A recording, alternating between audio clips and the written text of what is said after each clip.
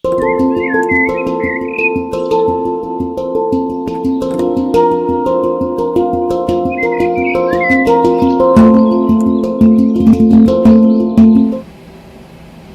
araw mga bata! Andito muli si Teacher Bell para bigyan kayo ng magandang kwento. Alam niyo ba kung gaano kahalaga ang tubig sa ating buhay?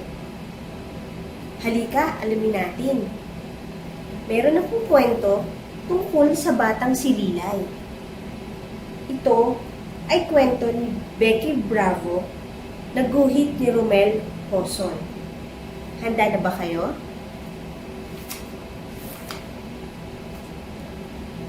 Isang maaliwalas na umaga sa bayan ng Matubig, nagising ang mga tao at nakita nilang wala na silang tubig. Walang tubig na umaagos sa gripo, walang tubig sa ilalim ng balon, wala rin sa tasa, balde o tapayan. At kung saan dati ay may ilog, buhangin at makikinis na abuhing maliliit na bato na lamang ang naroon. Saan na napunta ang tubig? Isang maliit na batang babae ang nakitang umalis ito. Lilay ang kanyang pangalan. Sumakay ito sa likod ng isang mataas at malakas na hangin, wika niya. At nakiusap na ilayo ito. Nagmakaawa akong manatili ito. Ginawa ko talaga. At ganito ang sinabi nito. Hindi pwedeng manatili ako sa kung saan naaaksaya lamang ako.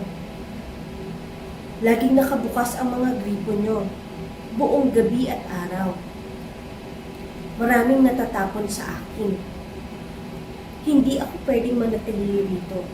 Hindi talaga. Gumagamit kayo ng tubig ng higit pa sa kailangan nyo. Walang tubig ang mga taga-Matubig ng araw na iyon.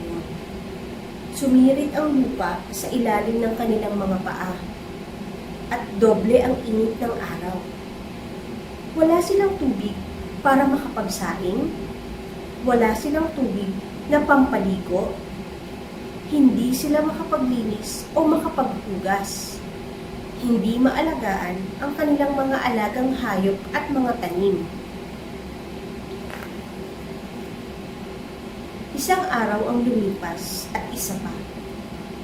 Nanghina ang mga hayop at bawat puno at halaman at dahon ng damo ay mabilis na nalalanta sa kakapalan ng alikabok. Ang mga mamamayan ng Matubig ay 2 araw nang hindi naliligo at namamamay na sila. Ang ilan sa kanila ay nag-amoy inaamag na sibuyas.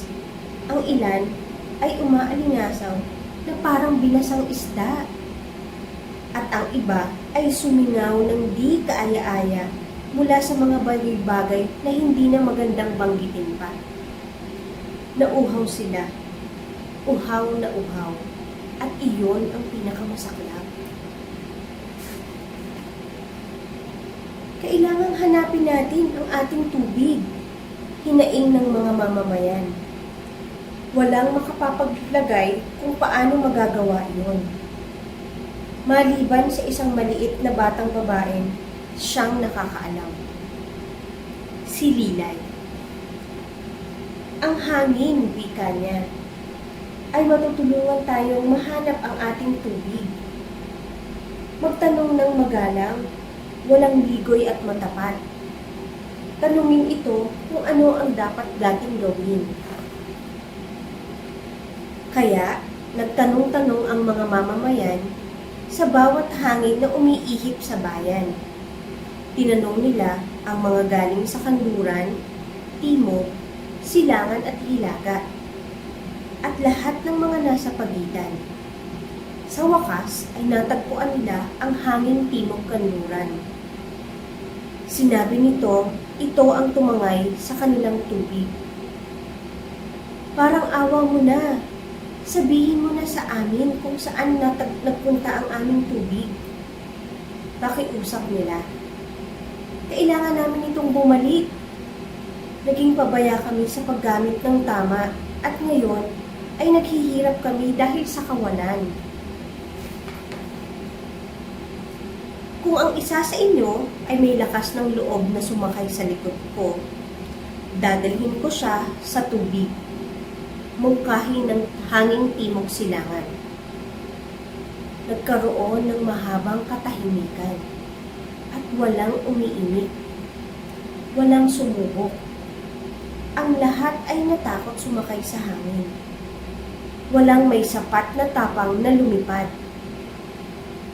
Ngunit, nang tila wala ng pag-asa, isang munting tinig ang naglakas loob na magbitaw ng mga salitang ito.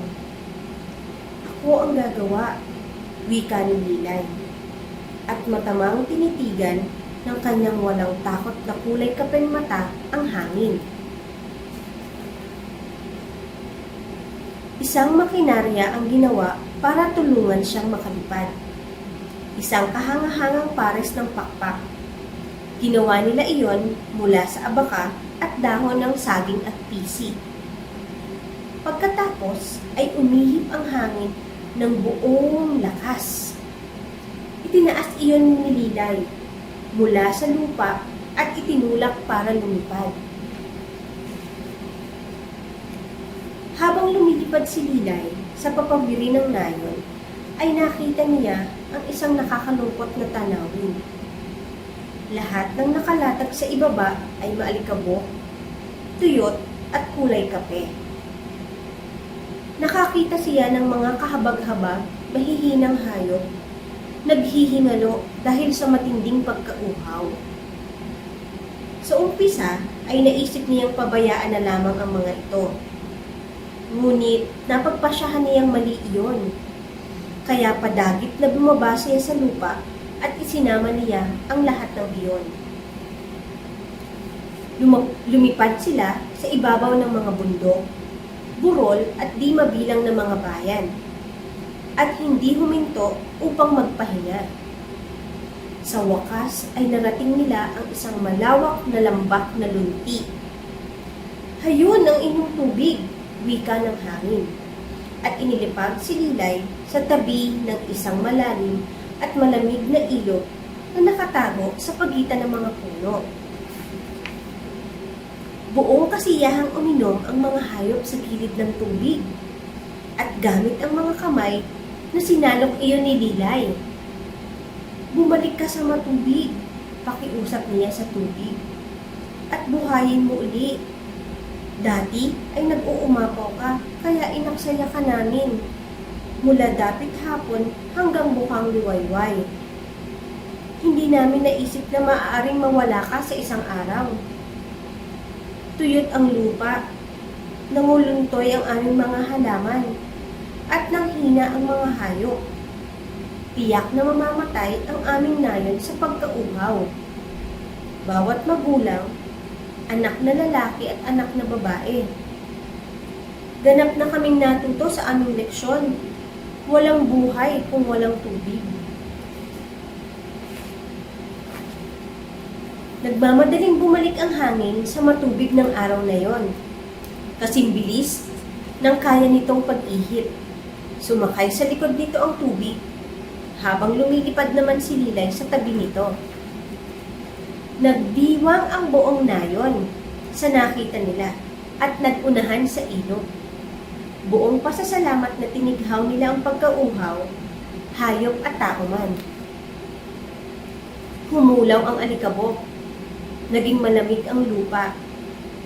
Lahat ng halaman ay nahinto sa pagkaluntoy. Tagling nabuhay uli ang nayon at nangako sila sa isa't isa na habang nabubuhay sila, ni isang patak ng tubig ay hindi natin aaksayahin. Maganda, hindi ba mga bata? Natutunan natin na talagang mahalaga ang tubig sa ating buhay. Kaya, paalaala sa lahat, huwag nating aksayahin ang ating tubig. Paalam mga bata, hanggang sa muli!